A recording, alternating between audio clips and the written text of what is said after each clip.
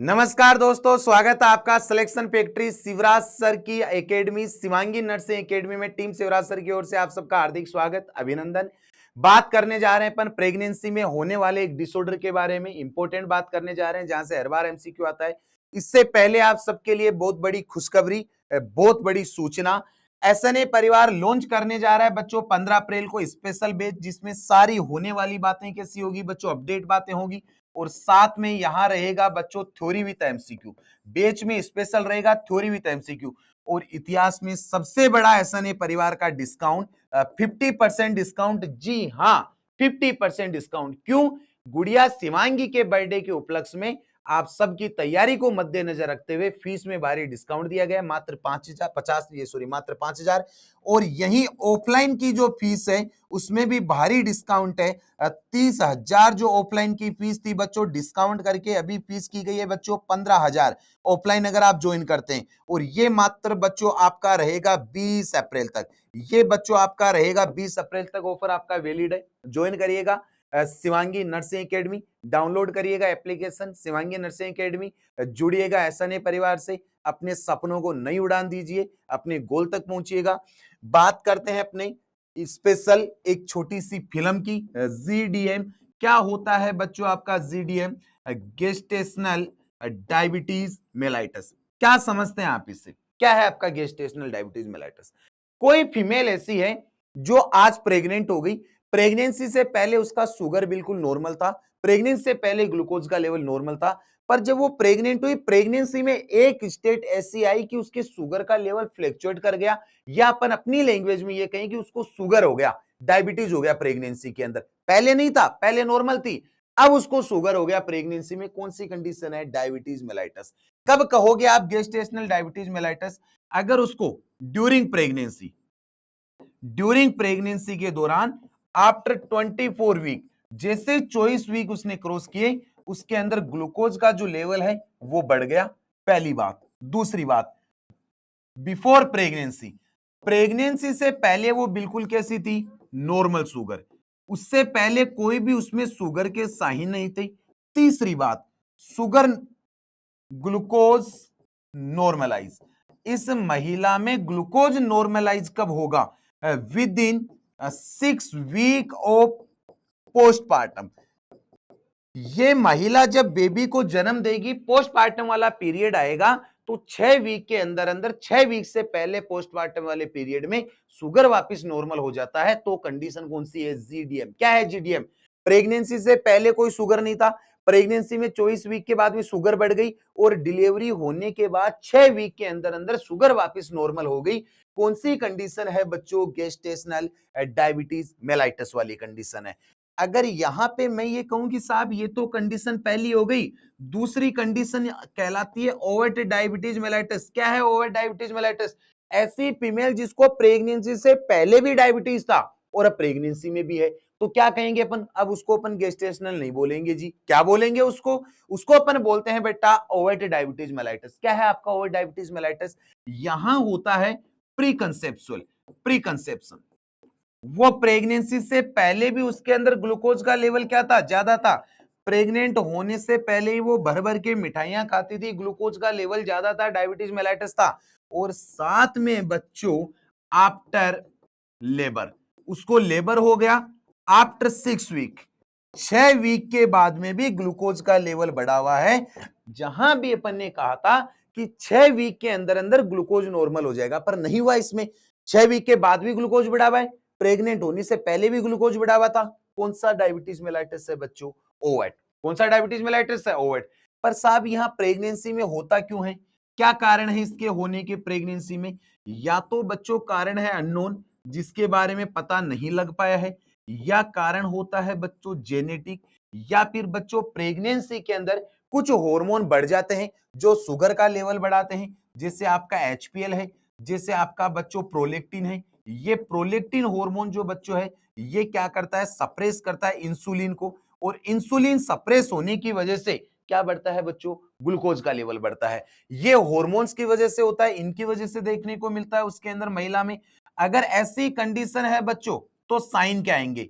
जब इस महिला में ग्लूकोज बढ़ेगा प्रेगनेंसी के दौरान, तो यहां पे बच्चों चांस होते हैं वेजाइनाइटिस। अरे बोलो भाई, किसके चांस होंगे? वेजाइनाइटिस के। कौन सा वेजाइनाइटिस होगा बच्चों? सबसे ज्यादा होता है बेटा फंगल। अरे किसके चांसेस होते हैं बेटा? फंगल के, मोनियालिस, सबसे ज्यादा मोनियालिस के।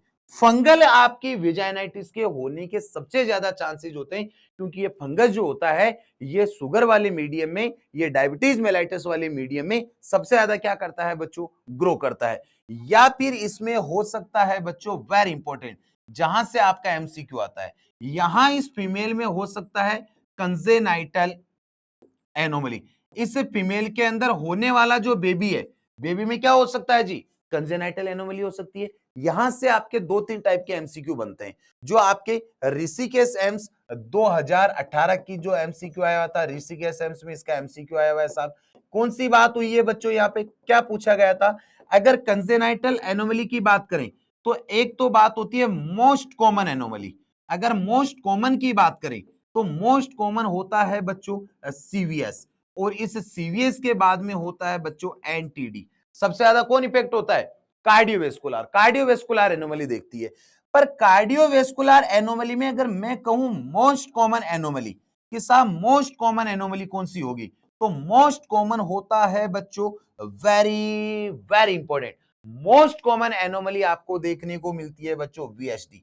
अरे क्या देखने को मिलता है बेटा? वीएचडी देखने को मिलता है। वेंट्रिकुलर सेप्टल का क्या देखने को मिलता है बच्चों? डिफेक्ट देखने को मिलता है। कब कहोगे आप? जब यहां पे बात होगी बच्चों, वेरी इंपॉर्टेंट, जब बात होगी आपकी, वेरी इंपॉर्टेंट बात होगी बच्चों, कि यहां सबसे ज्यादा जो आपकी एनोमली होगी, कौन सी एनोमली होगी बच्चों? आपकी वीएचडी वाली सबसे ज्यादा एनोमली देखने को मिलेगी। वेरी इंपॉर्टेंट आपकी एनोमली देखने को मिलेगी बच्चों। और यहां पे अगर अपन बात करें बेटा, वेरी इंपॉर्टेंट अपन बात करें बच्चों, कि इसके अलावा आपकी और कौन सी एनोमली देखने को मिल सकती है बच्चों, तो वेरी इंपॉर्टेंट आपकी एनोमली देखने को मिल सकती है आपकी इसी सीवीएस में। और यहां इसके साथ में देखने को मिलता है बच्चों, जब आपकी मोस्ट स्पेसिफिक की बात करें, तब यहां पे आती है टीजीवी। टीजीवी क्या होता है बच्चों? आपका transposition of great vessels. Great vessels ये कैसा है? ध्यान रखिएगा, मोस्ट स्पेसिफिक है। ये कैसा है? Most specific. मोस्ट कॉमन कौन सा है? वीएचडी है। सीवीएस के बाद में कौन होता है? एनटीडी होता है। या फिर यहां जब आपसे इस जीडीएम का ओवरऑल ओवरऑल स्पेसिफिक एनोमली पूछी जाए, ओवरऑल अगर स्पेसिफिक एनोमली पूछा जाए, तो यहां एनोमली होती है बच्चों सबसे ज्यादा, यहां पे देखने को मिलता है बेटा रीग्रेशन सिंड्रोम। अरे कौन सा सिंड्रोम होता है बच्चों? Regression syndrome. कौन सा सिंड्रोम होता है बच्चों? रीग्रेशन आपका सिंड्रोम देखने को मिलता है। और ये जो आपका रीग्रेशन सिंड्रोम है, इसी को अपन क्या कहते हैं बच्चों? सेक्रल। इसी को अपन कहते हैं बच्चों सेक्रल एजेनेसिस। अरे बोलो भाई, क्या कहते हैं? सैक्रल एजेनेसिस कहते हैं। और रिग्रेशन सिंड्रोम है, इसी को दूसरा नाम देते हैं अपन कोडल रिग्रेशन। अगर आपसे पूरी बॉडी का मोस्ट स्पेसिफिक पूछा जाए, तो सबसे ज्यादा स्पेसिफिक क्या देखने को मिलता है? शुगर की वजह से प्रेगनेंसी में होने वाले बच्चे में सैक्रल एजेनेसिस होगा या कोडल रिग्रेशन सिंड्रोम होगा। और क्या देखने को मिल सकता है बच्चों? जो बेबी है, बेबी में क्या होते हैं बच्चों? कॉम्प्लिकेशन आते हैं। बेबी का जो और कॉम्प्लिकेशन आते हैं, यहां होता है बच्चों हाइपोग्लाइसेमिया। बेबी में हमेशा क्या होगा? हाइपोग्लाइसेमिया होगा। पर यह हाइपोग्लाइसेमिया क्यों होगा? क्योंकि बेबी की जो पेनक्रियाज है, इस पेनक्रियाज के अंदर हमेशा जो बेबी का बीटा सेल है, इसमें हो जाता है जी हाइपरप्लेजिया। अरे बोलो भाई, क्या हो जाता है? हाइपरप्लेजिया हो जाता है। और हाइपरप्लेजिया की वजह से क्या ज्यादा बनता है बेबी में? इंसुलिन। तो बेबी के अंदर क्या होता है? हाइपोग्लाइसेमिया। बेबी में क्या होता है? हाइपोग्लाइसेमिया। साथ में बेबी के अंदर होता है बच्चों लार्ज साइज हेड। हेड की साइज बढ़ जाती है। बेबी में देखने को मिलता है बच्चों मैक्रोसोमिया। बेबी का वेट जो है मोर देन 4 kg हो जाता है। साथ में बेबी का कैल्शियम जो है वो घट जाता है। हाइपोकैल्सेमिया वाली सिचुएशन आती है।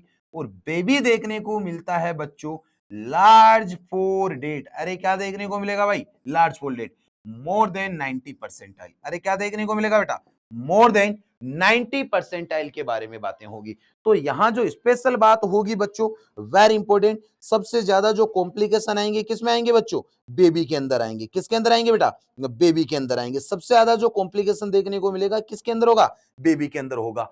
ये बेबी जो होगा ये रिस्क रहेगा कभी, जब मां में क्या होगा, डायबिटीज मेलाइटस होगा। और जब मां में डायबिटीज मेलाइटस होगा, mother at risk diabetes mellitus during pregnancy.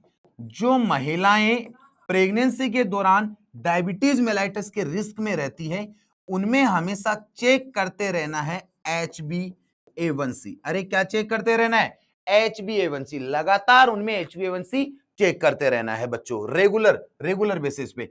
और जब आप यहां देखते हो कि यहां मोर देन 10% आ जाता है HbA1c, अगर इसमें मोर देन 10% आ जाता है तो 22% चांस होते हैं बच्चों कंजेनाइटल एनोमली के। अरे किसके होते हैं बेटा, कंजेनाइटल एनोमली।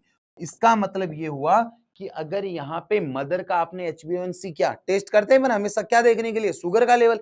यहां अगर ये 10% से ज्यादा है तो 22% चांस है होने वाले बच्चे में क्या होने के जी, होने वाले बच्चे में चांसेज है कंजेनाइटल एनोमली होने के लिए। और इसके लिए अपन करते हैं बच्चों, डायग्नोसिस की बात करें, डायग्नोसिस, जब डायग्नोसिस की बात आती है जीडीएम में शुगर के लेवल की, तो अपन इसका डायग्नोसिस करते हैं बच्चों 24 से 28 वीक पे। कितने वीक पे बेटा, 24 से 28 वीक पे अपन क्या करते हैं, ओजीटीटी। अरे क्या करते हैं बेटा, OGTT, oral glucose tolerance test. OGTT क्या है बच्चों आपका, ओरल ग्लूकोज टॉलरेंस टेस्ट करते हैं अपन। और इस टेस्ट की अगर अपन बात करें ओजीटीटी की, तो दो तरीके की बात होती है। और साहब दो तरीके की बातें कौन सी होती है जी आपकी, एक आपकी होती है बेटा DIPSI। DIPSI यहां होता है बच्चों, ये आपका होता है diabetes in pregnancy study in India. यहां डायबिटीज जो होता है प्रेगनेंसी के अंदर उसकी स्टडी होती है इंडिया में, उसको अपन बोलते हैं डिप्सी। एक आपका होता है IADPSI, यहां पे होता है बच्चों international association of diabetes mellitus in pregnancy study group. इनके अकॉर्डिंग, इन दोनों के अकॉर्डिंग बात करते हैं साहब, दोनों के अकॉर्डिंग बात करते हैं। बात करें तो ओजीटीटी की, ओजीटीटी क्या है, फीमेल को अपन पहले शुगर बिल्कुल बंद करते हैं 24 घंटे पहले, और फिर उसको क्या देते हैं, शुगर खिला देते हैं। अगर यहां ओजीटीटी की बात करें, यहां पे आपने प्रिपरेशन की, इसको कैसा रखा बेटा, नॉन फास्टिंग, और यहां उसको क्या दे दिया गया, ओजीटीटी। ओजीटीटी देने के बाद में फास्टिंग शुगर नहीं देखते अपन, इसमें सीधा क्या देखते हैं, 2 आवर। अगर इसमें ये आपकी शुगर देने के बाद में 2 घंटे बाद में अगर फीमेल को 140 से ज्यादा आता है शुगर का लेवल, तो अपन इसके अंदर पॉजिटिव मानते हैं डायबिटीज मेलाइटस। किसके अकॉर्डिंग, डिप्सी के अकॉर्डिंग।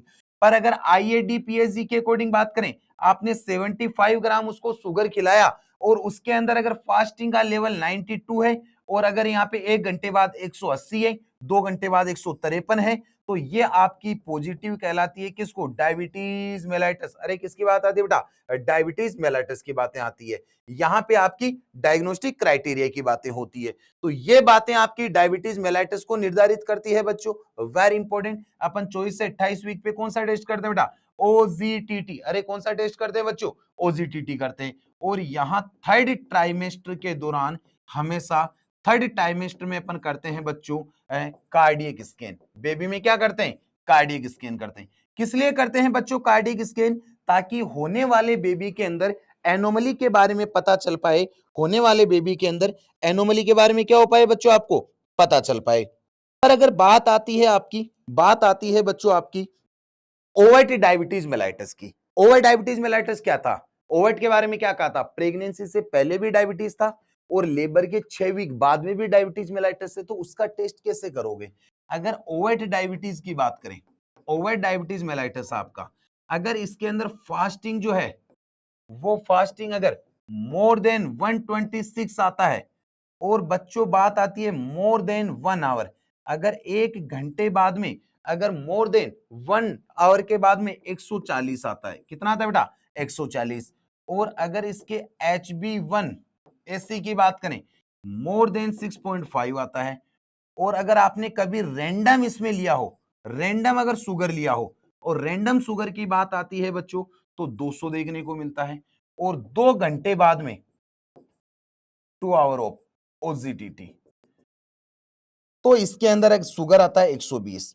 तब आप कहते हो बच्चों कि यहां क्या है, उसको ओवर डायबिटीज मेलाइटिस है। क्या ओवर डायबिटीज, आपने उसको OGTT किया, OGTT का मतलब आपने क्या दिया 75 ग्राम शुगर दिया और इसके फास्टिंग में कितना हो गया 126। अगर शुगर देने के बाद में 1 घंटे बाद में कितना हो गया 140, 2 घंटे के बाद में 120, रेंडमली 200, HbA1c मोर देन 6.5, ये कंडीशन देखने को मिलती है। तो ये किसको दर्शाती है बच्चों, ये आपकी शो करती है ओवरवेट डायबिटीज मेलाइटिस। किसको शो करती है बेटा, ये आपकी शो करती है ओवरवेट डायबिटीज मेलाइटिस को। यहां अपन नेक्स्ट बात करें बच्चों इसके ट्रीटमेंट के बारे में, तो आप इसको ट्रीट कैसे करोगे बच्चों, ट्रीटमेंट आप इसका कैसे करोगे बेटा, कैसे आप इसको ट्रीट करोगे। जब यहां पे बात आती है बच्चों ट्रीटमेंट के बारे में, तो सबसे पहली बात आती है आपकी ड्रग ऑफ चॉइस की।